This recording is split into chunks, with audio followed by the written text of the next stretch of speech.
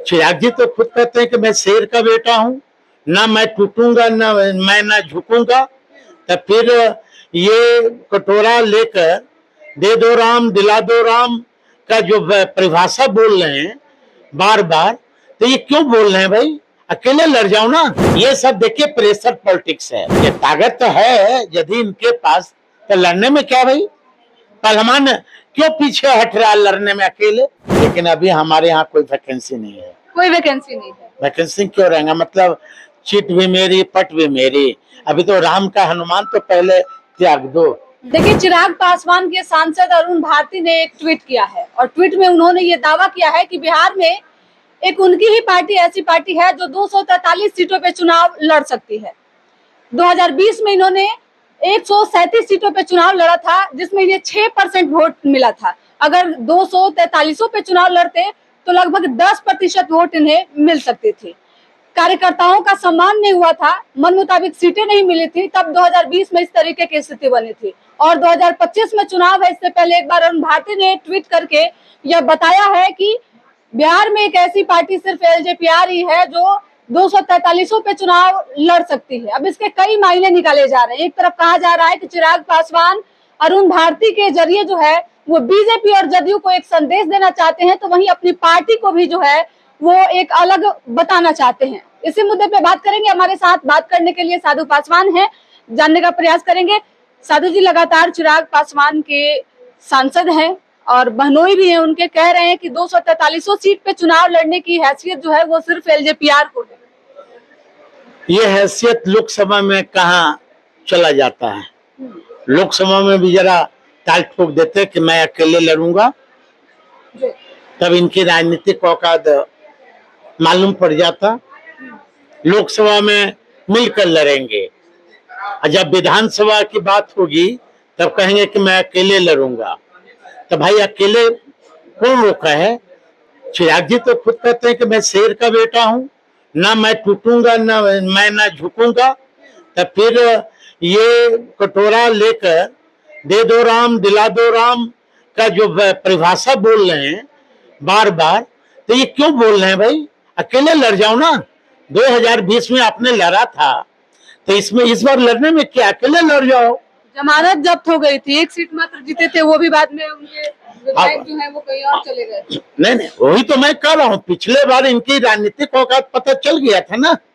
हाँ, तो भाई तुम अकेले लड़ने की बात करते हो, यदि आप में बहुत बड़ी ताकत है, आप वोट परसेंटेज दिखलाते हो, तो वोट परसेंटेज तुम यदि दिखा रहे हो तो लोकसभा में तुम्हें अकेले लड़ जाना चाहिए। हाँ, तो लोकसभा में तो तुम लड़ोगे बीजेपी के साथ, अभी लड़ जाओ अकेले। तुम तो कहते हो शेर का बेटा है। हाँ, शेर का बेटा। बिहार की राजनीति में सर ऐसे ट्वीट को कैसा देखा जाए? ये सब देखिए प्रेशर पॉलिटिक्स है। और भारतीय जनता पार्टी के और भी जो सहयोगी दल हैं वो इनके बारे में जान गए। इनके एक सहयोगी दल ही के एक मित्र जो कि उनका भी संबंध बिहार से है, उन्होंने तो स्पष्ट कर रखा कि इनका चाल चरित्र ठीक नहीं है। अब चाल चरित्र का मतलब बहुत बड़ा शब्द है ना। इसलिए चिराग जी को प्रेशर पॉलिटिक्स दे रहे हैं। ये यदि लड़ना है तो 2020 वाला फिर दोहरा देंगे। ये ताकत तो है यदि इनके पास, तो लड़ने में क्या भाई? पहलवान क्यों पीछे हट रहा है लड़ने में अकेले? यदि कहते हो कि हम पहलवान हैं, लड़ जाओ। लोकसभा चुनाव के बाद चिराग का मनोबल बढ़ा हुआ है। 100% स्ट्राइक रेट, 5 की 5 सीटें जीते थे। मुझे तो हंसी आती है कि कुछ किस मुंह से बोलते हैं कि 110% स्ट्राइक रेट। हाँ, जरा अकेले लड़के पिछले बार लड़े थे ना, 110% स्ट्राइक रेट पता चल गया। दिल्ली में लड़े, दिल्ली में इनकी जमानत जब्त हो गई। हाँ, तो वहां 110% स्ट्राइक नहीं आया। यदि यही औकात है राजनीतिक, तो आप अकेले लड़के 110% स्ट्राइक पूरे बिहार वासियों को दिखला दो, तब हम जानेंगे कि तुम्हारी क्या ताकत है। तो चिराग पासवान कुछ नहीं बोल रहे हैं, उनके बहनोई बोल रहे हैं, उनके पार्टी के जो लोग हैं वो कह रहे हैं। तो नया वो नहीं कहावत है कि नया मौलवी ज्यादा प्याज खाता है। तभी नए आए हैं।